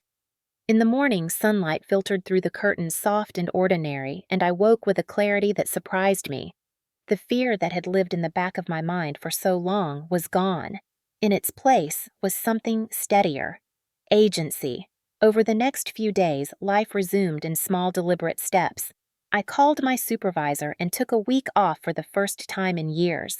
I met with George again to finalize documentation and confirm timelines. I changed passwords. I closed accounts. I made lists not out of panic, but out of intention. Each task completed felt like reclaiming a square inch of ground. Friends reached out, some cautiously, some fiercely, all unsure what to say. I did not need sympathy. I needed normalcy. We went for walks. We talked about work and weather and television shows. I let myself exist without explaining. One afternoon, Mrs. Keller knocked on my door with a small plant in her hands, something green and stubborn. For the kitchen window, she said simply. I thanked her and set it on the sill where the light was strongest. Growth does not ask permission, my mother used to say. It finds a way. Daniel tried to call once. I did not answer. There was nothing left to discuss. The legal process would continue without my participation beyond what was required. His choices would follow him in ways he could not talk himself out of. That was not my responsibility anymore. What was mine was the quiet rebuilding. I rearranged furniture. I donated things that no longer fit my life. I repainted a wall my mother had always wanted to change. Each decision, small and practical, was an act of ownership, not just of the house, but of my future. One evening, as I sat on the porch with a book, I realized something that surprised me. I was not replaying the morning Daniel threw me out. I was not rehearsing what I should have said. The memory had settled into something factual, not emotional. It had become a chapter, not the whole story. The fraud clause had triggered a legal process, but the deeper change was internal. I no longer confused sacrifice with virtue or silence with strength. I had learned at a cost that boundaries are not cruelty. They are clarity. As the sun dipped behind the houses across the street, I closed my book and looked at the door behind me. Solid, secure, mine. The house remembered loyalty my mother had written, and now so did I. The weeks that followed were quieter than I expected, and that quiet taught me more than the chaos ever could. Without Daniel's constant presence filling space with explanations and urgency, the house revealed its own rhythm. Mornings came gently. Evenings ended without negotiation. I learned how much of my energy had been spent managing someone else's moods, anticipating needs that were never reciprocated. That labor disappeared, and in its absence, I found room to think. I returned to work slowly, not with the desperation I once felt to prove usefulness, but with steadiness. Colleagues asked careful questions. I answered what I chose. The rest remained mine. One afternoon, George called to update me on the process. The review was ongoing. The lenders had formalized their claims. Daniel had retained counsel. Marissa, he told me, had stopped responding to inquiries and relocated out of state. The pattern did not surprise me. People who build lives on shortcuts rarely stay to face detours. I thanked George and ended the call, feeling no pull to ask for details. Distance had become a skill, not an avoidance. That evening, I found myself sorting through old boxes in the attic, things I had stored away years ago when space felt scarce. Letters from college. Photographs I had not looked at since before my marriage. I paused over one in particular, a picture of me at 23, standing on a beach with wind in my hair, laughing without restraint. I studied that version of myself and felt neither nostalgia nor grief. I felt recognition. She had not disappeared. She had been deferred. I set the photo on my dresser, not as a reminder of what was lost, but of what was still possible. Over time, people began to ask what I would do next, as if recovery required immediate ambition. I did not have an answer, and I did not rush to invent one. For years, my decisions had been reactive, shaped by crisis and compromise. Now I wanted them to be intentional. I volunteered less. I rested more. I listened to my body in ways I had not before. I learned that healing does not announce itself. It accumulates quietly through choices made without fear. One Saturday morning, I hosted a small gathering. Nothing formal, just coffee and conversation. Mrs. Keller came. A coworker brought pastries. A friend from nursing school stayed late to help wash dishes. We sat around the table and talked about ordinary things, the kind that once felt trivial compared to survival. In the middle of that laughter, I realized something had shifted. The house was no longer holding tension. It was holding life. That night alone again, I walked through each room, turning off lights, touching door frames, grounding myself in the physical reality of safety. This was what my mother had fought for, not a grand vindication, but continuity. A place where I could exist without bracing for harm. The legal process moved forward without spectacle. Daniel's actions became case numbers and filings, distant and procedural. I did not attend hearings unless required. I did not read every update. I trusted the system my mother had put in place not because it was perfect, but because it was designed to function without my emotional involvement. That trust felt like a gift. One evening, as I prepared dinner, I caught my reflection in the window and paused. I looked older than I had a year ago, but not in a way that felt diminished. There was a steadiness in my posture, a clarity in my eyes. I had survived something that could have hollowed me out. Instead, it had defined my edges. I understood now that justice does not always arrive with applause. Sometimes it arrives as silence, as space, as the absence of someone who no longer gets to shape your days. As I ate at the table alone, I did not feel lonely. I felt present. That presence was something I had been missing for a long time.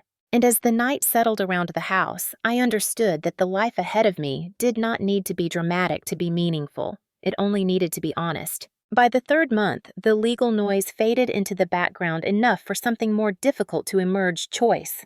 Without crisis dictating my days, I had to decide what mattered, and that was unfamiliar territory. I discovered how often I had defined myself by usefulness, by endurance, by how much I could carry without complaint. When those measures disappeared, I had to listen for a quieter compass. I started small.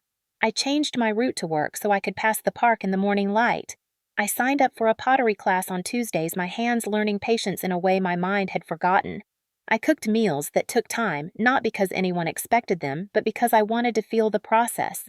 These were not declarations. They were experiments. I learned quickly which habits belonged to me and which had been survival tactics dressed as virtues. One afternoon, a letter arrived addressed to the trust. It was formal and procedural, outlining next steps and timelines. I read it once, filed it, and went back to trimming herbs on the kitchen sill. The difference surprised me. Months earlier, that envelope would have hijacked my entire nervous system. Now it was information, not a verdict. The system was doing its work. I was doing mine. Friends noticed the change before I did. "You seem lighter," one said during a walk. I corrected her gently. "Not lighter, clearer. There is a difference. Lightness can be fleeting. Clarity holds." On a rainy evening, I finally unpacked the last box Daniel had left behind. It was not sentimental. It was practical. Manuals, cables, odds and ends that had accumulated without intention. I recycled what I could and discarded the rest without ceremony. Letting go did not require anger. It required decision. That night, I slept without waking, the kind of sleep that feels like a clean page. Weeks later, I ran into Marissa's name by accident in an online article about a company restructuring. She was mentioned in passing, nothing more. I felt no surge of curiosity. Whatever reckoning awaited her would unfold without my participation. That distance felt earned. Daniel's name surfaced less often than hardly at all. When it did, it was as a reference point, not a wound. I realized I had stopped rehearsing explanations for people who were not entitled to them. Silence had become a boundary, not a burden.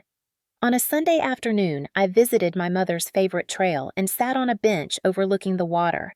I brought the letter with me and read it again slowly, letting the words settle into new places. She had written about continuity, about choosing structures that outlast fear.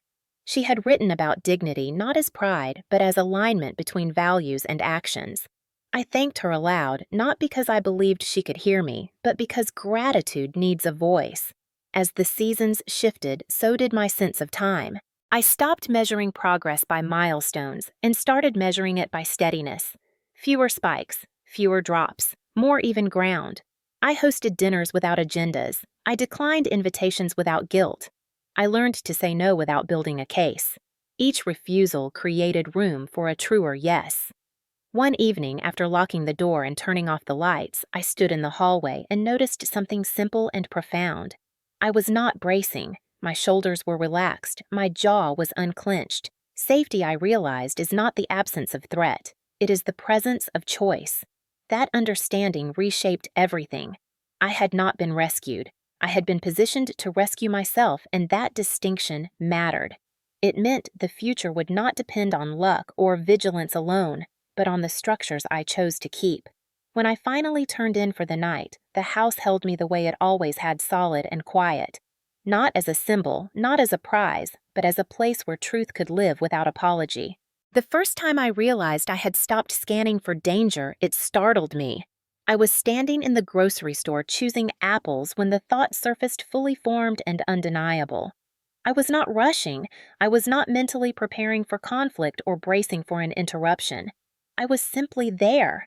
The normalcy of it felt almost foreign after years of living on alert.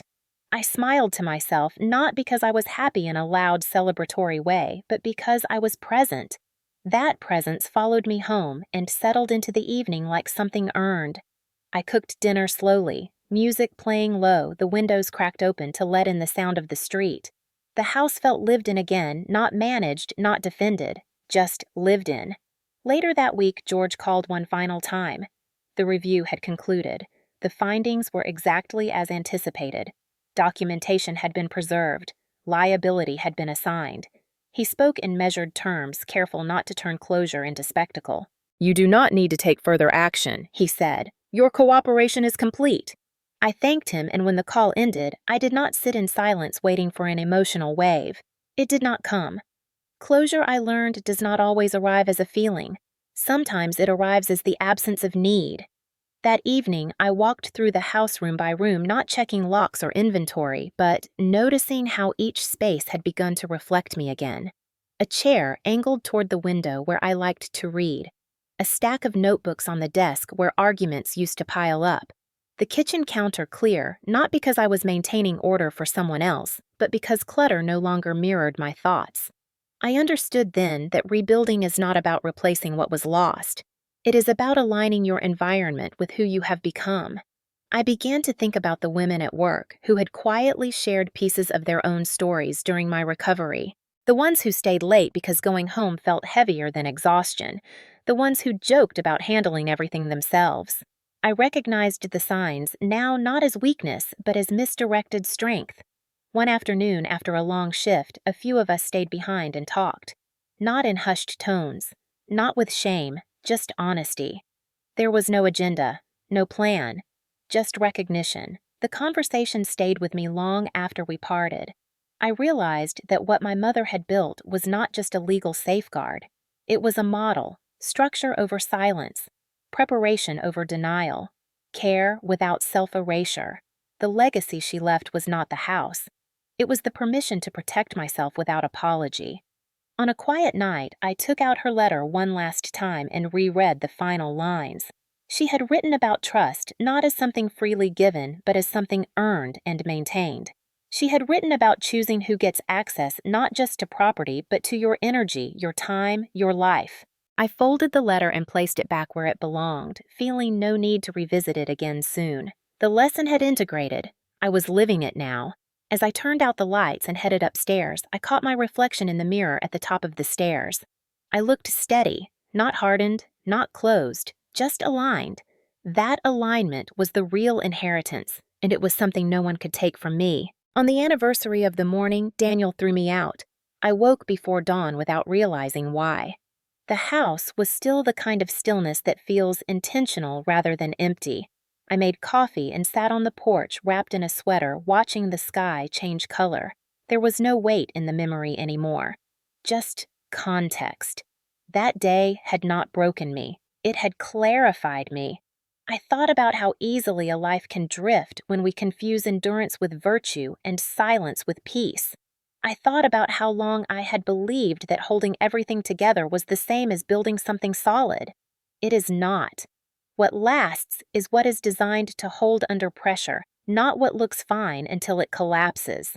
The legal outcome, the fraud clause, the exposure of betrayal, all of that had mattered in practical ways. But the deeper justice was quieter.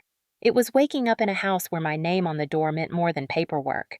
It was knowing that love does not require blindness and loyalty does not demand self-sacrifice without limit. It was understanding that preparation is not pessimism. It is respect for reality. I spent that day simply. I worked a short shift. I took a long walk. I cooked a meal my mother loved and ate it slowly. In the evening, I lit a candle and sat with her letter one final time, not to read it, but to acknowledge it. Thank you. I said aloud, for seeing clearly, for acting quietly, for trusting me enough to let me live my own life. I blew out the candle and stood feeling complete in a way I had not before. This was not the end of pain. Life does not promise that. But it was the end of confusion. And clarity, I had learned, is a form of peace. When people ask now how I got through it, I do not give them a dramatic answer. I tell them the truth. I paid attention. I prepared. I trusted myself when something felt wrong, even when others told me I was overreacting. And I had help from someone who loved me enough to plan for my worst day instead of hoping it would never come. If there is one thing I carry forward from all of this, it is that boundaries are not walls. They are frameworks. They do not keep life out. They keep it intact. The house stands behind me as I write this unchanged and steady, not as proof of victory, but as evidence of continuity. It remembers loyalty. It remembers truth. And now so do I.